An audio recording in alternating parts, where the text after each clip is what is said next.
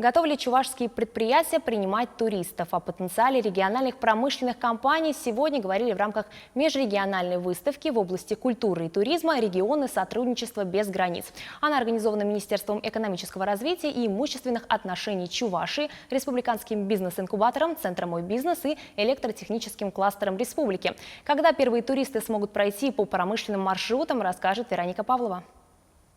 Чувашское блюдо «Шертан» вошло в десятку лучших продуктов питания по итогам национального конкурса «Вкусы России». Но это отнюдь не единственное достижение Чувашпотребсоюза. Красночитайский березовый сок и красноармейский хлеб «Витязь» в сотне лучших товаров России. На предприятии секретами приготовления национальных блюд и поделиться не прочь. Для дошкольников здесь организовывают мастер-классы, чтобы те смогли не только что-то вкусное приготовить, но и познакомиться с новой профессией. Кто знает, может, в ком-то откроются задатки кулинара. С детского сада приглашаем группу вместе с воспитателями, показываем, объясняем, они сами лепят. Это очень интересно посмотреть. Но я думаю, что это только первые зачатки, надо развивать дальше. Это уже опыт определенно накоплен, даже форму специально пошли для них. Привлекать молодые кадры на предприятия – это одно из основных направлений пилотного проекта по развитию промышленного туризма.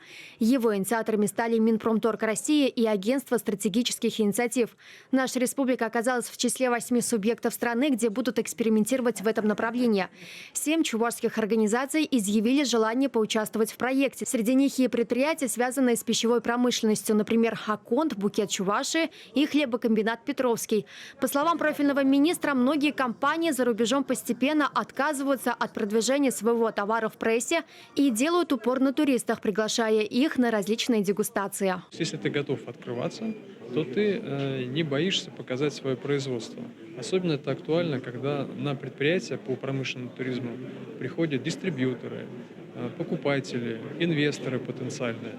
Они видят открытость производства, они видят технологию производства, они видят, что предприятия готовы сотрудничать и, в принципе, становятся лояльными агентами влияния этого предприятия во всех регионах и других странах. У некоторых региональных компаний уже накоплен немалый туристический опыт, который они нарабатывали самостоятельно. В санатории «Чувашия курорт», например, ежегодно заселяются гости не только из других регионов, но и стран. У нас своя собственная вода, минеральная. Причем скважина находится на территории санатория. Глубина этой скважины 800 метров. Представляете, это почти километр.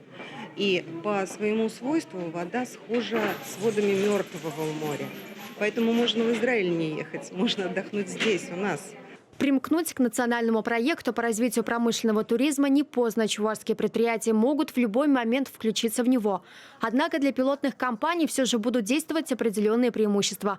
Протестировать промышленные маршруты региона туристы смогут уже в начале следующего года. Вероника Павлова, Семен Антонов, Виктор Степанов. Вести Чувашия.